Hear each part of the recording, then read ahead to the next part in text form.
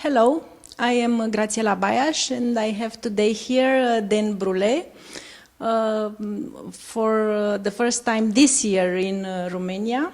It was last year here and now after 7 months or so, Yep. you are back again. Coming back again. Yeah. So welcome and thank you for having this interview. Thank you. And I want to ask you first of all, what is new in conscious breathing since we saw one another last time? What's new in conscious breathing? Well, one of the things that's new is that corporations, corporate executives, athletes, high-performing people, police, firemen, emergency rescue people, they're getting much more involved in conscious breathing. In the last year, there's been a big increase in the interest in those the people in those jobs. Yeah, this sounds very interesting. It's something quite new in the last years, not just in the last time. Yeah, well, everyone knows in those fields, in those places, they know that breathing is important, but they haven't taken the step to really train. And those people who have been training, they see that they have an advantage, so now the motivation is getting stronger. Okay, so competition. Exactly, yeah. If it helps in this stage. Well, it gives you a great advantage to be able to control your emotional state, control your psychological state, to have better situational awareness. Really important. And what exactly is conscious breathing for the people that don't know anything about it?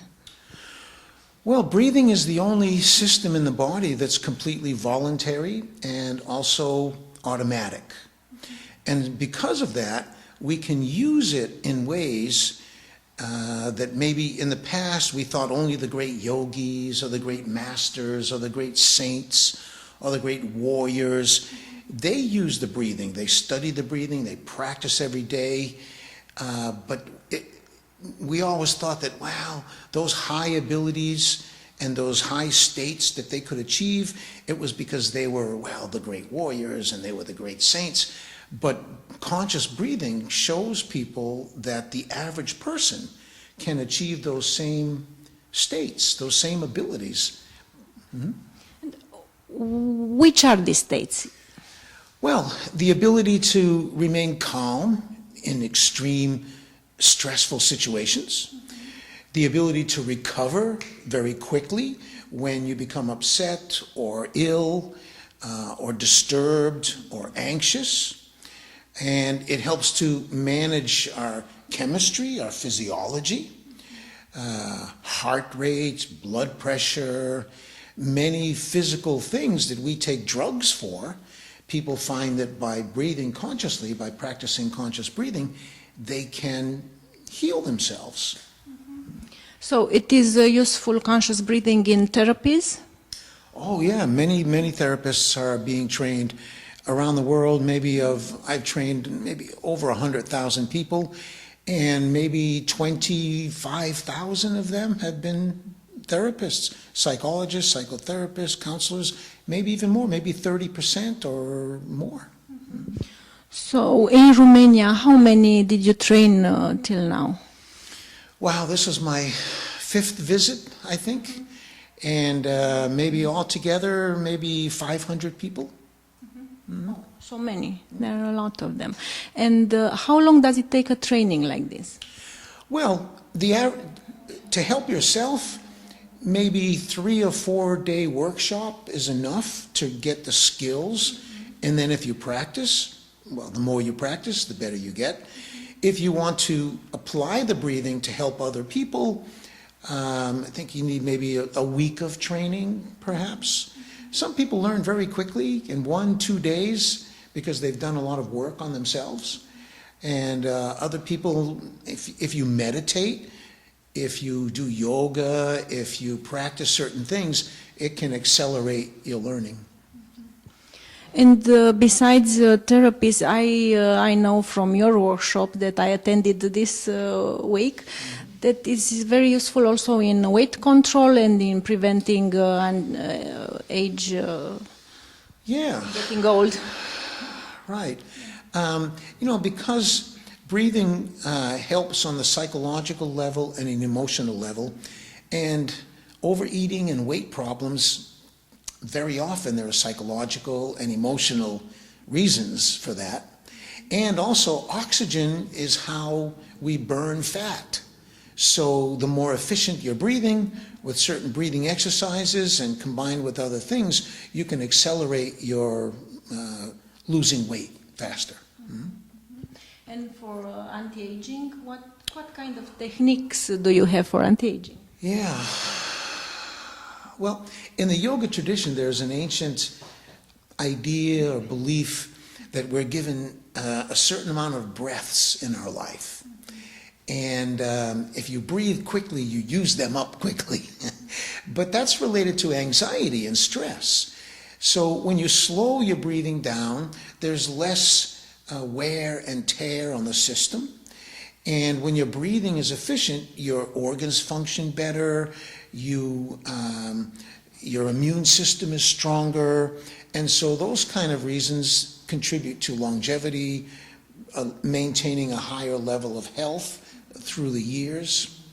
And there's an interesting, in the United States, there's a very famous study, a heart study, called the Framingham Heart Study. And the studies began in the 1950s, and they followed, I think, 5,000 men throughout their life. And many of the heart drugs and many of the lifestyle factors that contribute to heart disease were learned in that study. And one of these very significant findings was that the average person reaches their peak respiratory capacity when they're between 25 or 27 years old. And after that, they lose about 10% of their respiratory capacity, and sometimes between 10 and 20% for every 10 years of life. So if you maintain your respiratory capacity, it increases longevity, and it maintains better overall health. And there are breathing patterns that support the heart. So if you practice certain breathing patterns, for example, 6 breaths per minute, there's a therapeutic zone between 6 and 8 breaths per minute.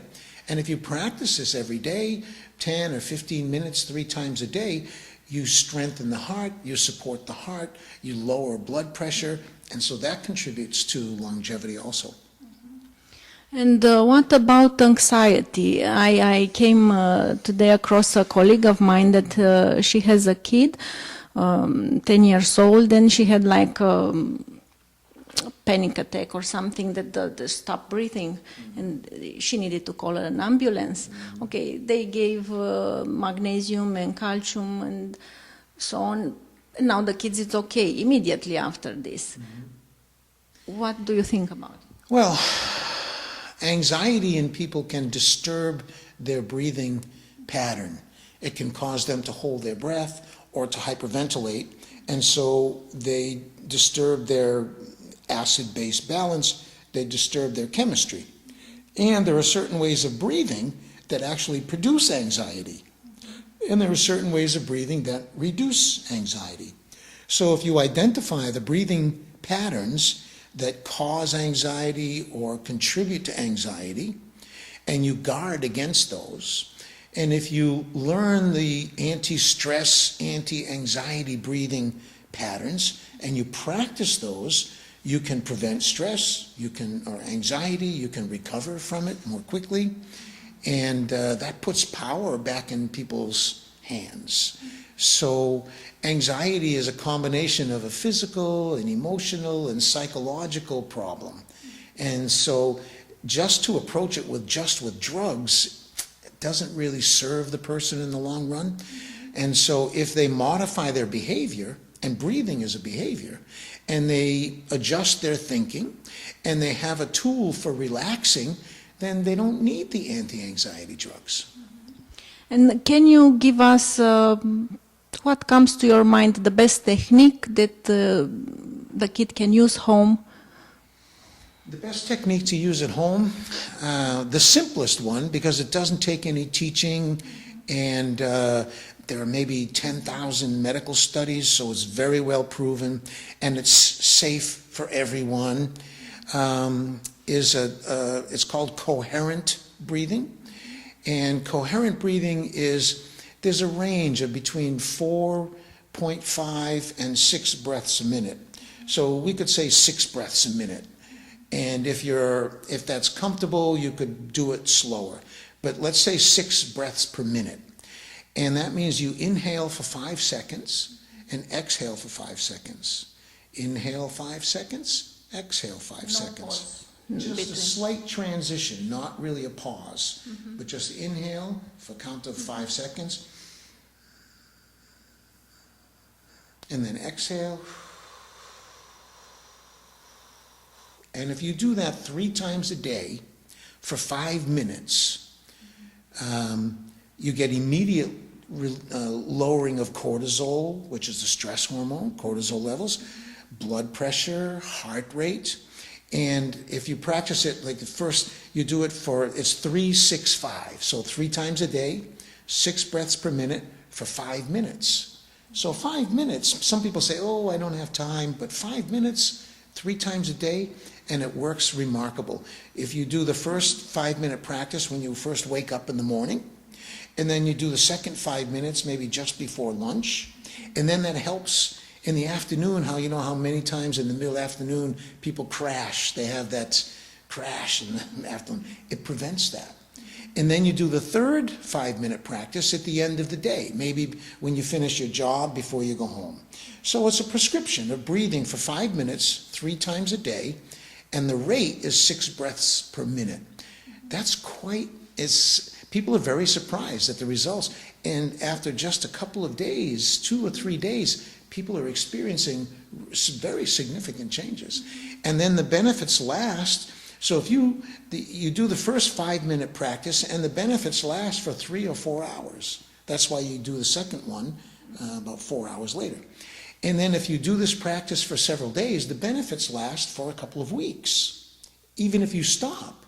So we say, well, why stop? Keep going, and the benefits, they accrue, they accumulate. So that's the simplest exercise for people. It's 15 minutes a day, 3 times a day for 5 minutes, and you use a watch, so you count the seconds. 5 seconds inhale, 5 seconds exhale, 5-second inhale. Very simple. Breathe through the nose, whatever's comfortable. And so that's something people can start right away, and they will learn after just a few days the benefits of it. And does it become at some moment this good pattern, like unconscious, so to not be needed to do these exercises anymore? Yeah, well, it's like taking vitamin pills or supplements. You continue to take them, and sometimes after several weeks, that's when the benefits really come. So it's like a free supplement. You don't have to pay for it. You do it. So why would you stop? And you do the breathing pattern. If you practice that, in general, the breathing will get slower. And because you're focusing on the breathing for 5 minutes, during the day, you will begin to notice when you hold your breath, if your breathing gets shallow, because you're developing breath awareness. You're becoming conscious of your breathing.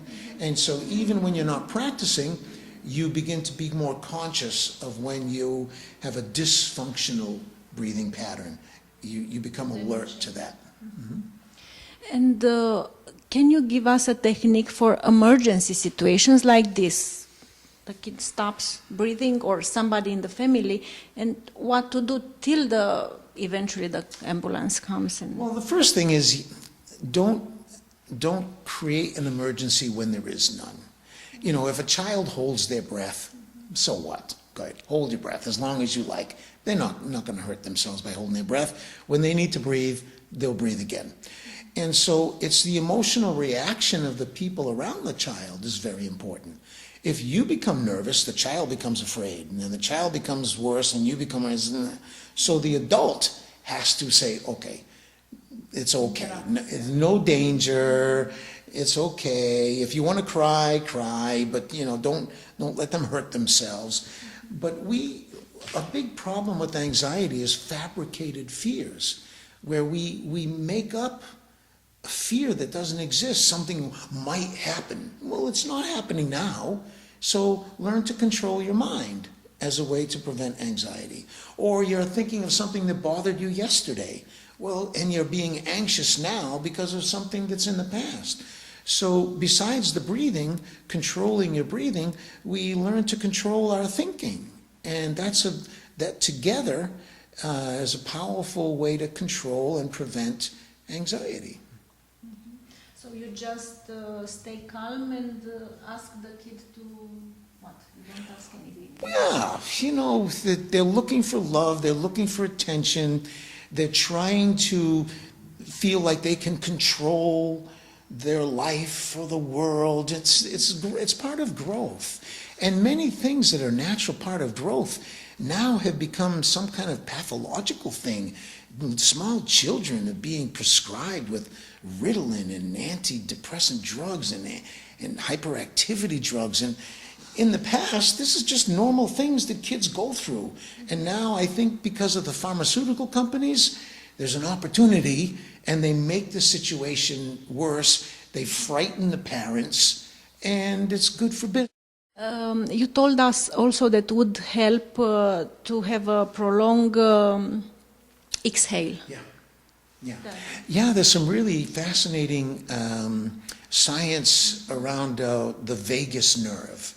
And if you Google vagus nerve, there's a lot of research, and it's just in the last 20 years.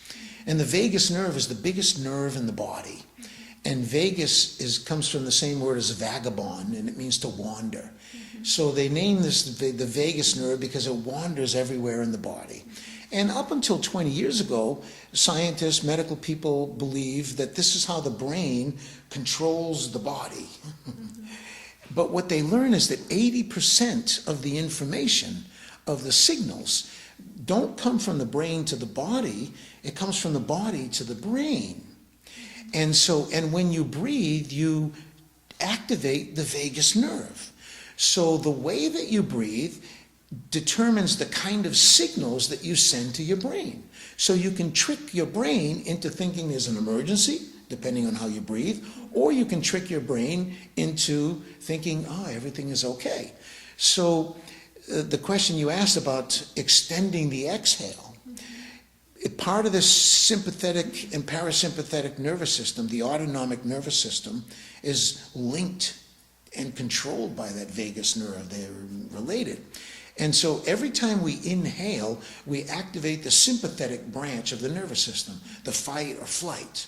And every time you exhale, you activate the parasympathetic, which is rest and recover and rejuvenate and digest, right? So by prolonging your exhale, by extending the exhales, you're activating that parasympathetic branch that has a calming, healing, restorative effect. So it's a way to hack into your nervous system, to hack into your immune system and your autonomic nervous system. So that's powerful. It gives people a real tool that they can manage their brain chemistry and direct their brain to produce chemicals that cause pleasure and relaxation rather than producing stress-type chemicals. And you said something about the miracle of breathing, that it occurs when you manage to balance these both kind of energies. So. Yeah. So if you equalize the breathing, you balance the sympathetic and the parasympathetic branch. There's no drug that can do that. There are drugs that can quiet the sympathetic nervous system, but there's no drug to activate the parasympathetic. And so the only way to balance them naturally is with breathing. And so it's a beautiful and simple way to not require drugs to control things that we have the ability to control. It's also useful in asthma. Yeah, asthma is it's a breathing disorder.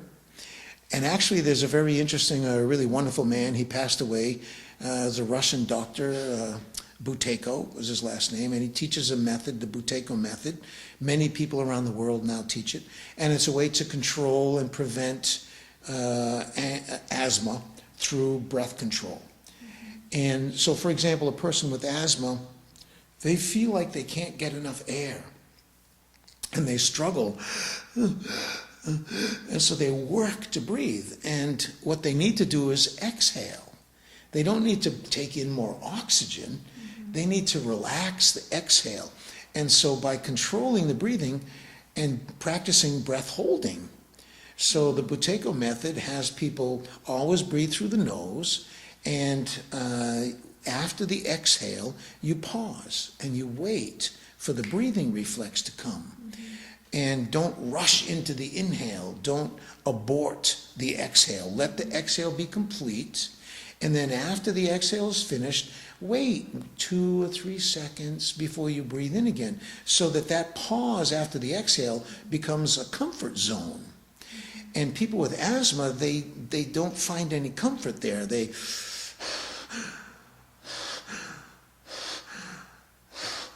So they're not letting the exhale be complete, and they're not resting for a couple of moments, and then breathe in. So by practicing this way of breathing, you can begin to avoid asthma attacks. You can recover from them more quickly. And so it's a very direct way to deal with asthma through breath training. So this sounds very interesting, and I think a lot of people would be interested in your training that comes in August. Right. Yeah. Yeah, we're coming back in August, and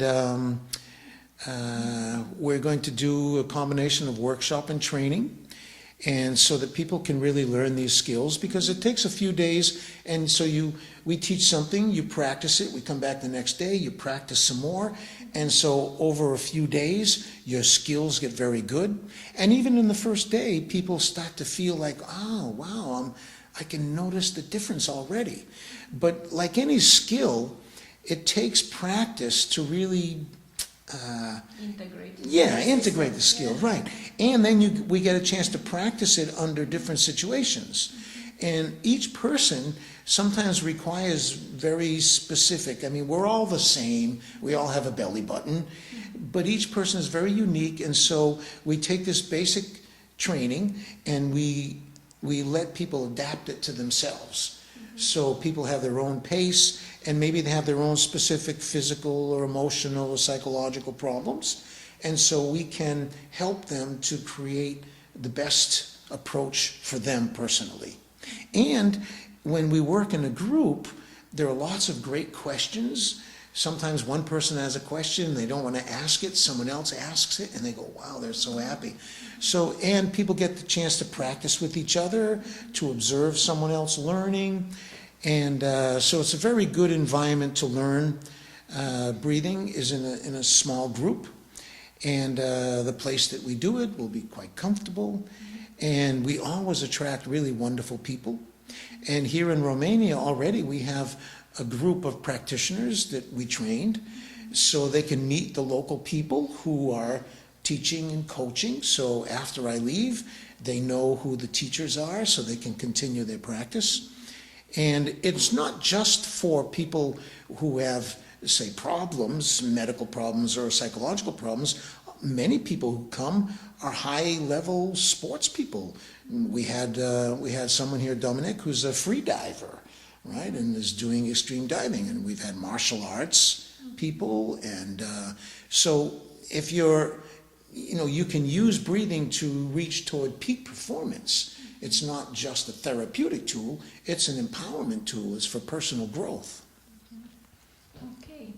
So thank you very much for this interview. Thank you. And for what you do here for Romania till the end, to learn us these skills and to spread it.